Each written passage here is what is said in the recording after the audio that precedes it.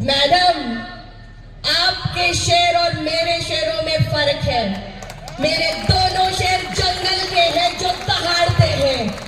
आपके शेर भले ही ज्यादा हो मगर वो जोकर वाले शेर हैं जो सिर्फ रिंग मास्टर के चाबुक पे चलते हैं।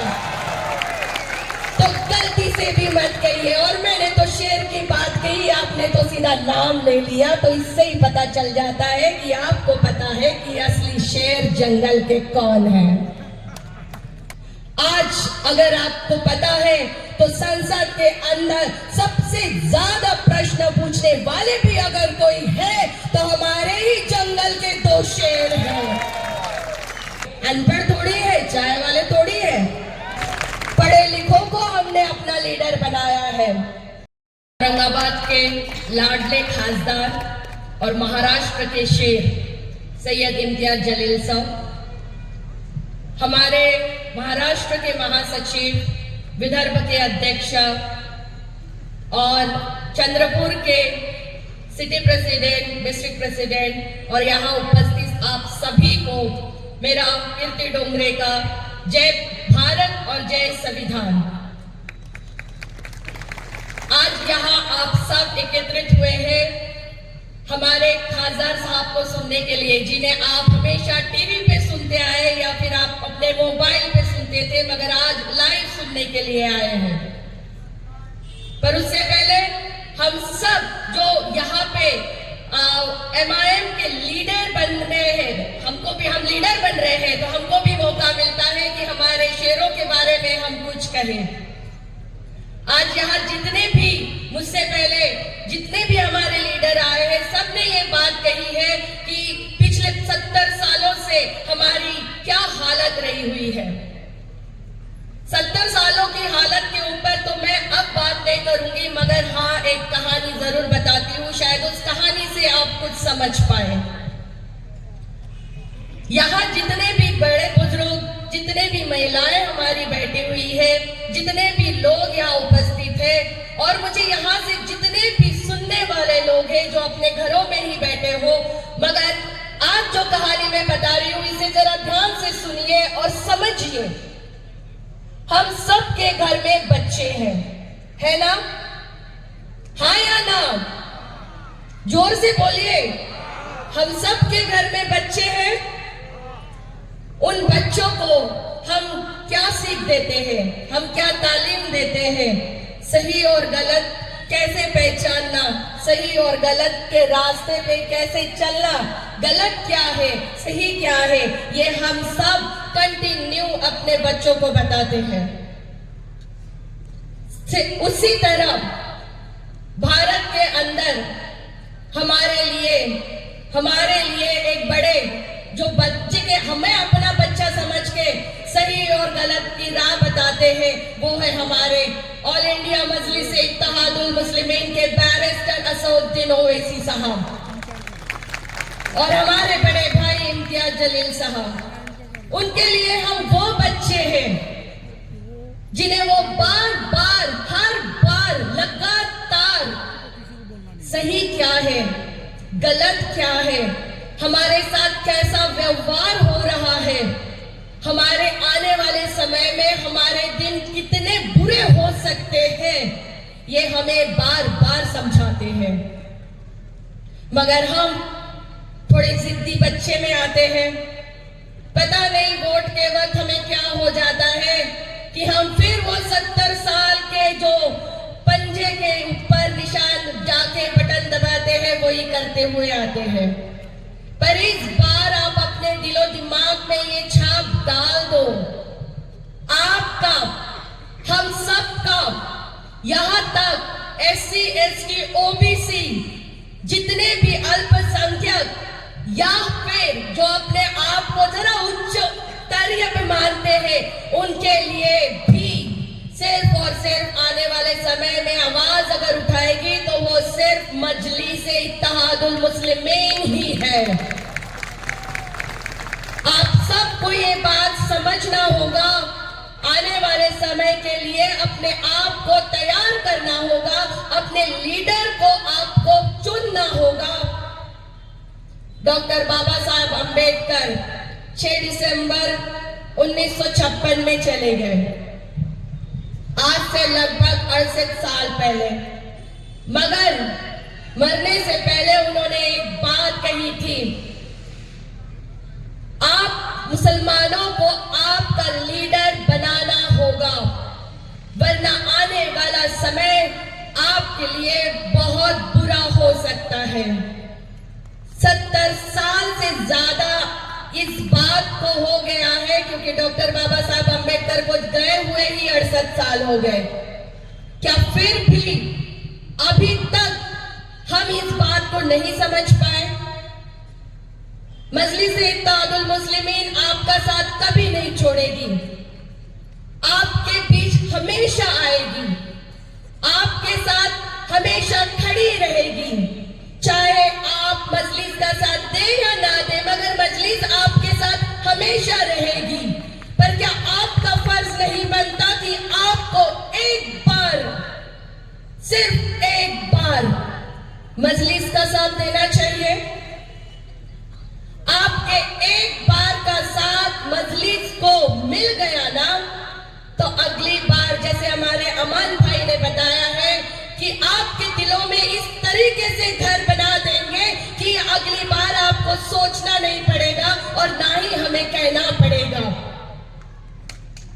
आप मजलिस के साथ एक बार आइए, आप मजलिस को एक बार मौका दीजिए। हमारे अजहर भाई ने अभी आप सबको बताया कि किस तरीके से चंद्रपुर के अंदर उनके ऊपर कितने ऐसे आरोप लगे हैं जो उन्होंने कभी किए ही नहीं, सिर्फ और सिर्फ उन्हें रोकने के लिए। किसी से ये बात नहीं छुपी है, ये सबको पता है। जो बंदा सिर्फ सिटी प्रेसिडेंट है उसको रोक रहे हैं, कल को कॉर्पोरेटर बन गया तो आपकी ताकत कितनी बढ़ जाएगी चंद्रपुर के अंदर, ये सोचने वाली बात है। हम वो जिद्दी बच्चे नहीं बनेंगे, हम वो जिद्दी बच्चे नहीं बनेंगे जो सही और गलत को समझाने के बाद भी नहीं समझ रहे हैं। हम वो अच्छे बच्चे बनेंगे और हमेशा पतंग को ही चुनेंगे।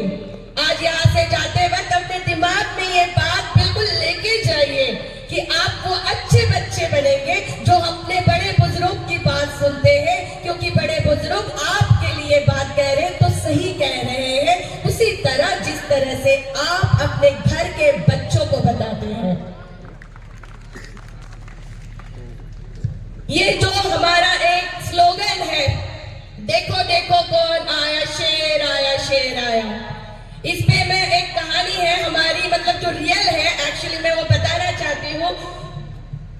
कुछ दिन पहले हमारे कुछ सहयोगी, हमारे जो साथ में रहते हैं, अदर पॉलिटिकल पार्टीज में है, एक मुलाकात में मैंने बस इतना कहा था कि हमारे शेर आने वाले हैं, नाम नहीं लिया, मगर देखो शेर ही कहा तो बोलते हैं अच्छा कौन आ रहे हैं, ओवैसी साहब या जलील साहब। तो ऐसा असर हो चुका है। उन्होंने कहा कि आपके पास सिर्फ 2 ही खासदार हैं, फिर भी चिल्लाते फिरते हैं शेर आया, देखो देखो शेर आया। हमारे पास तो इतने हैं, हमने क्या करना चाहिए? अब छेड़ दिया, मजलिस की हूं मैं, चुप कैसे रह सकती हूं? तो मैंने भी कह दिया, मैडम आपके शेर और मेरे शेरों में फर्क है। मेरे दोनों शेर जंगल के हैं जो दहाड़ते हैं, आपके शेर भले ही ज्यादा हो मगर वो जोकर वाले शेर हैं जो सिर्फ रिंग मास्टर के चाबुक पे चलते हैं। तो गलती से भी मत कहिए। और मैंने तो शेर की बात कही, आपने तो सीधा नाम ले लिया, तो इससे ही पता चल जाता है कि आपको पता है कि असली शेर जंगल के कौन है। आज एक न्यूज बहुत जोर शोर से चल रही थी हमारी ड्रामा क्वीन की।